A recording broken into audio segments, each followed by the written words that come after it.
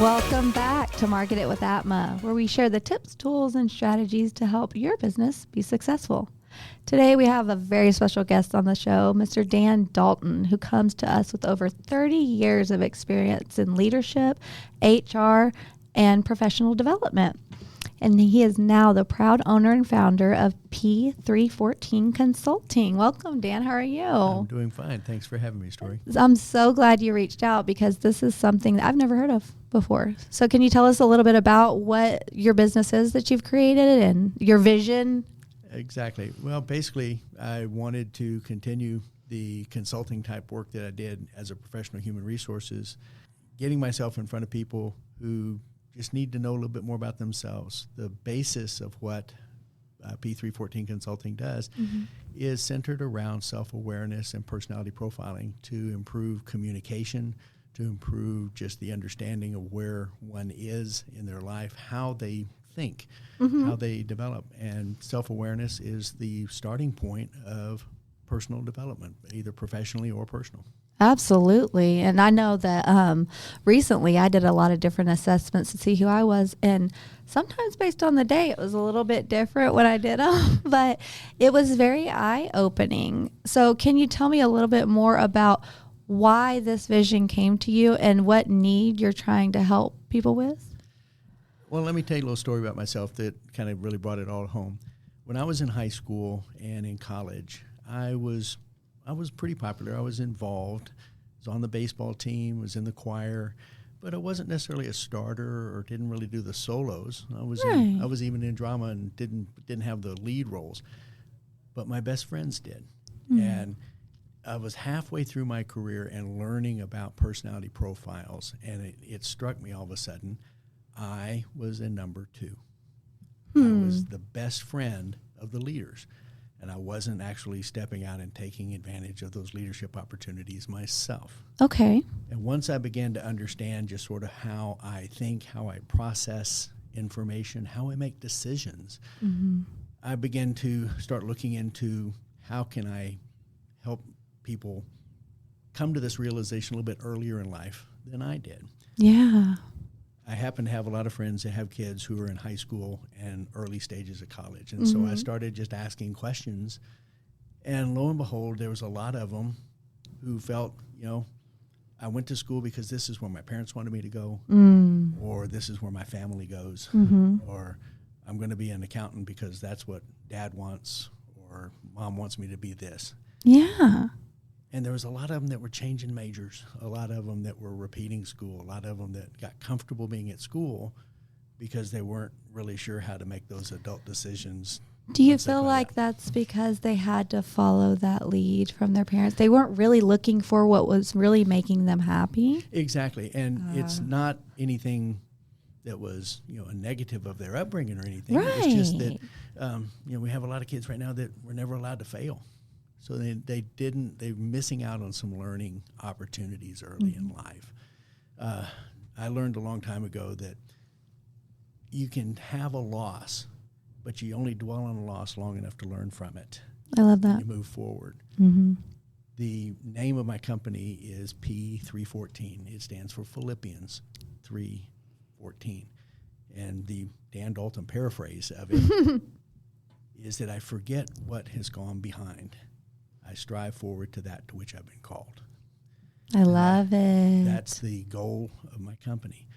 I want to be able to help individuals, either in business or youth, to really kind of understand, am I an extrovert or an introvert? Am I detail-oriented, or do I make decisions based on more what feels right? Right. And the idea of the personality profile from there. A lot of times the early profiles that were being used did not seem to have a lot of flexibility or make people think that they could be more than one personality type. Okay. Sort of pigeonholed them. Right. Okay. But more understanding is that there's usually like 4 personality profiles or personality types. Typically, there's those ranges of 4. Everybody has one dominant trait. Okay. Some even have 2 or 3 Wow. that are dominant, but nobody has all 4. Oh my goodness, that seems stressful to have all 4. Yeah. So tell me about that. Well, for instance, one of the tools that I use is John Maxwell's DISC. Okay. DISC is 4 different personality styles: D, I, S, and C. The Okay. D is the dominant. They're the ones that just go, go, go. They're that, what some people refer to as that type A personality. I gotcha. If they want people to get to the point and move on. Yeah. The next one over is the I, and they're the includers. They're the ones that they like to be included. Their catchphrase might be, "Put me in, coach. I'm ready to play." Mm-hmm. What sport are we playing? They're trying though, right? Right, and they want to be involved. Their kryptonite is feeling like they've been left out. Okay. The S is the ones, these are the social justice kind of people. These are the ones that want everybody to be okay. They want to, the decision to benefit as many people as possible. And their kryptonite is when somebody is not being treated fair. Mm-hmm. Okay? And the C is the detail-oriented people. These are the ones that like to have information. They like to have data. Mm-hmm. Life has meaning when it fits in an Excel spreadsheet. Very analytical. Exactly. Okay. And there's an interplay between all 4 of them. You could have somebody that's very driven, but also wants to be included. Mm-hmm. Mm-hmm. But the opposites, like the I and the C, the one that likes to be included with the ones that like detail. Mm-hmm. I am a really strong I. I lead with my I. Okay. When I was in human resources, one of my jobs was an employee relations investigator. Oh, wow. So I had to go in and look into the nasty, gnarly things that happen in businesses sometimes. I loved the chase to find out what happened. I loved the hunt for the truth. Almost like an investigator. Exactly. Yeah. In fact, well, it very much It is. really was. But I hated writing the report. For me to be tied to that computer and banging away on that on the details that I had found out and that I was very joyfully finding out, but then to sit there for 2 hours and write that report, that was the toughest part for me. You're like, I already know. Let's move on. The excitement's over. Right? Exactly. So how did you translate that? How do you translate once you figure out someone's personality? How does it translate into what kind of leadership or position they should walk into? Well, that's the beautiful thing is that it doesn't necessarily have to have a particular personality type to be a leader. Right. You can lead in almost anything that you do as long as you know how you make decisions and how you recharge your batteries. That's a great point, actually. I mean, because earlier in life, had I known like, okay, this is my personality and this is who I mesh with or don't mesh with, it would have made my life a little bit easier, I think, Well, and the greatest enhancement of that, regardless of what your role is the improvement of your communication. Absolutely. If you know how I take in and give out information, but more importantly, if I know how you best take in information, then I can flex to what you're seeking so that our communication is more meaningful. Absolutely. One of my roles as a human resources professional is I supported a very detail-oriented individual. Group of employees? Right. Okay. They were engineers. Oh, wow. Very analytical. Very analytical. Okay. I knew when I met with them that I had to have data. I had to have bullet points and they think in bullet points. They think in relational things. Black and white, right? Exactly. Okay. Exactly. I had to help them understand that what I needed is confirmation every so often that I was on the right track in delivering what I needed to deliver for them. They had trouble. In fact, one of my boss said, "I don't do that." That's at least he was honest, He was, right? He was. But again, it was very black and white. It was either on or off. Right. And so when you're in that environment where you've learned to flex in that, you end up developing some skills in a personality portion of your personality that's not necessarily dominant, but it allows you to draw on them as needed. It's almost like building a muscle a little bit stronger. Precisely. Okay. But just like when you're building a muscle or using a muscle you don't use very often, you get more tired quickly. Absolutely. It becomes exhausting. So, after meetings with those engineers, I had to go take some me time. I'm sure. That sounds, the mental strain is almost as hard as the workout, the physical strain, right? It is. So were they ever more acceptant to what your needs were? Once we could start showing some success in what the initiatives were, they began to realize, okay, this is what I need to keep Dan fueled. Okay. To do what he needs to do for us. And I knew, just like I knew that I needed to come to them with data. So whenever we did have a success, I needed to come back with the measures of what the success brought. Man, I never thought about how that also helps other people when you know what you need and you deliver it to them so they know what you need. They're learning too.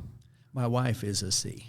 She is a very You're dominant. an I and she's a C. Ooh, okay. So when I get excited about wanting to make a decision for the family, I make the decision or want to make the decision based on the emotional high of it or the benefit of it. This is what we're going to get out of this. This is wonderful. She's going to, how much does it cost? How much time will it take? Oh.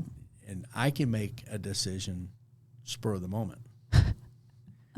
She needs time. And over time, I understand that I've got to give her time. I can't give her a short deadline because she reverts to the bad. Right. With shorter period of time because I don't have enough data. You know what? I'm sure our audience too. I envision someone I know in both of those. I am very much the spur of the moment. My husband is very much give me information, let me know ahead of time, or things are going to be bad, and so that's interesting because everyone has, I guess, at least one of those quadrants, right? Exactly, at least one, and perhaps even a strength in up to three. My goodness. So can you imagine someone who is a real driver, somebody that sense of urgency is key, but also is strong in the social justice area or wanting to be fair with everybody. So they want fairness and they want it now. Oh, okay. I see. Well, the C people people who lead with C are going to say, well, what's it going to cost us to get there? How many people are we going to affect? And the people who lead with I are going to say, how can I help? And how many people do we need to include with this? And the people who lead with S are saying, well, how many people are going to be benefited? Right. This? And the person who leads with D, driver, is going to say, how quickly can we get this done? It's all about optimizing. Okay, so with that being said, now that we all know we have at least one of those and we're all going to investigate, why did you pick this specific age range and kiddos getting out of school and going into college? I know it's a big milestone in life, and I wish I had someone like you to help me with that, but how does this convert into helping them in the next step in life? I think that if one thing it does, it allows them to understand the last couple of years of high school of what they can lean into that really feeds their dominant personality type. Wonderful. If they want to be inclusive, then manage the inclusiveness so that we can still get the schoolwork done, but be on the team, be in the choir, be in the show. Right. That sort of thing. But the parents need to understand how they need to flex to help support the growth. I had a client where I was talking with their 15-year-old daughter. The 15-year-old daughter was very much like me, very much an I. Okay. Likes to be included. She was in the choir. She was on the volleyball team and was doing well, and doing well in school too. She's making good choices. She's making good grades. This was a revelation to her dad, who leads with a strong, detail-oriented personality type. And I could see as we were debriefing, he was beginning to plan and structure her involvement. I said, okay, wait. It doesn't work that way. You can't force your detail into her involvement. Wow. Because it will stifle her desire to be involved. If she thinks she has to give you a report and give you all the stats of her volleyball game at the end of the day, it's going to ruin her involvement. Wow. So, be the structure she needs as her dad, but don't kind of force your personality dominance on hers. Wow. So you're really doing a full circle. It's almost like a therapy session without the therapy, right? To an extent. Yeah, I don't have those credentials. So. Just educating each other, though, is so important. I'm sure that little girl was like, tell him. Well, and it opened up an avenue of more enhanced communication. Wonderful. Okay. But at the same time, when she understood that her opposite or her lowest part of her personality profile was not detail-oriented, then she automatically said, would not make a very good accountant. I'm probably not going to make a very good attorney because I'm not that detail-oriented. Now, I's might be good litigators, right? But they're not. They're going to have to depend on somebody to do a lot of the research. Yeah, and the push to it. Right. So there are some personality types that lean toward each of the different personality strengths here. The true leadership and visionary people are the dominant, the D's. Right. The salespeople, the marketing people are people who lean toward the I. The S people, those are definitely your people that are going to be associated with customer service. And your C type people, those are your administrative people. Those are the people that they're in the accounting department. They're doing the books and keeping And in records. turn, it seems like it would allow and give these, they're not kids, young adults, the ability to almost receive more gratification from what they're doing because they're leaning into things that they've already realized, or through this is something that they enjoy doing, right? Yes, and Okay. it feeds them. Oh, that's great. If you can picture a circle, the D and the I are at the top of the circle. Okay. The S and the C are at the bottom of the circle. Okay. So those are the four quadrants of the circle. People are in the upper part. The D and I personality types are extroverts. Now that extrovert doesn't mean the thing that normally pops into your head of the lampshade on the head kind of person. I'm going to go out there and take everybody dancing. But it is, how do they recharge their batteries? An extrovert calls their friends together and goes and does something, goes to the ball game, goes to a movie, goes out to dinner. That's the extrovert, because that recharges them being with their tribe. The introverts are not necessarily just wallflowers. They're the ones that they recharge their battery by being in their favorite chair, in their pink fuzzies, reading their favorite book, and just kind of coming into their inner sanctum. So the introvert extrovert thing, the left side, or the D's and the C's, make decisions based on fact, information, and data. The I's and the S's make their decisions based on what feels right. Now, both can appreciate the other. As an I, there's somebody who leads primarily with I and leads a lot, has a lot of S characteristics in my personality. I appreciate the data. I was a banker for 10 years before I became a human resources professional. I appreciate the data and the importance, but at the end of the day, I'm going to make a decision based on what I feel is best and fair and feels best. Right. With a little bit of black and white kind of affirming that decision. Exactly. Okay. Now, you kind of were talking to me before the show. What is your process? You mentioned you had 3 different categories that you kind of walk these young adults through. Yeah. Well, it's 3 different tools. I've got, Okay. I'm licensed in 3 different profiling tools. So you're actually licensed in this. Licensed or certified in. Wow. Okay. Tell me more about the tools. Well, 2 of them are a version of DISC, like we've been talking about. One of them is John Maxwell's version of DISC. The other is one from a company called Wiley, and it's called Everything DISC. Same basic setup of the D, the I, the S, and the C. The other is one called Insights Discovery, and it's a similar tool that's out of the UK. I love because their material is just really well developed, but it's pretty much the same 4 categories. The algorithm's just a little bit different. Okay. But again, all three of these show a flex between the different type, whereas some of the profiles tend to make you think like you're stuck is either one or the other. I see.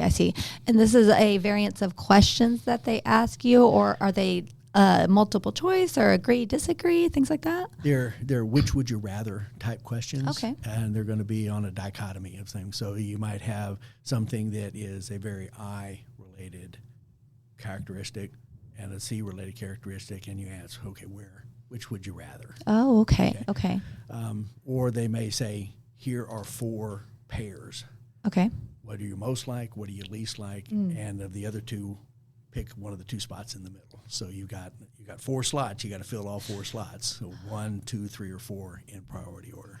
You know, this sounds a lot like, when I think a lot of companies are adapting this personality profile when they have applicants to see which will fit. So knowing on the other side of it, the person applying, knowing what your personality is and kind of gearing more towards those positions would almost save both the employer and the employee time, right? There are companies that are using this. I do need to you have to be careful. Oh, okay. Because there's not many of these tools that are actually validated as a selection tool. Oh. So you could use the information to help you differentiate your candidates, but it could be potentially unlawful for somebody to base the decision solely on a personality type because of the lack of validation. Oh, see, and this is why it's so important they have you. Okay, so now once you've established with that person what their personality type is, what's the next step? Okay, the next step is then to debrief with all of the stakeholders. Okay. In the case of my youth initiative, it's going to be with the families. And I've had a couple of families that were actually had siblings that were close enough of age and in the range. The other families that I've had, the siblings have not participated, but it does help even to have the siblings in there because I've actually had siblings that graded out as being very, very different. So, and we've all seen the dynamics in family of siblings that are just wired differently. Very much so. But I've got one family that I did where these 2 sisters were very, very similar. Interesting. They were both very much in the same personality profile type.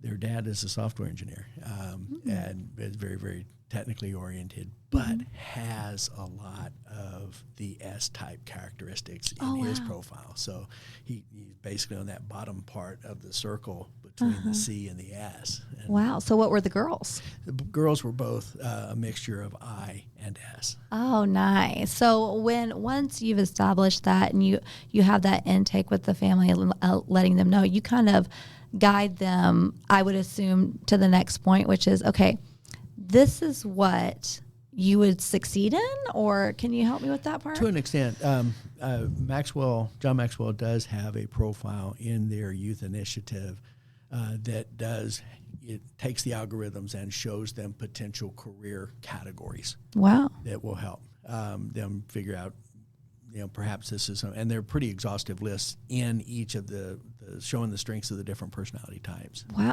Well, that's a lot less exhausting than completely changing your major and losing thousands of dollars, right? Exactly. It could be very, depending upon the school, 2 semesters could be $10,000 to $50,000, $60,000. Absolutely. I think I mentioned this on another podcast. My sister-in-law was one of those. She's a great student, right? Goes in and starts her law degree. Going all the way through it, and then decides, I want to be a nurse.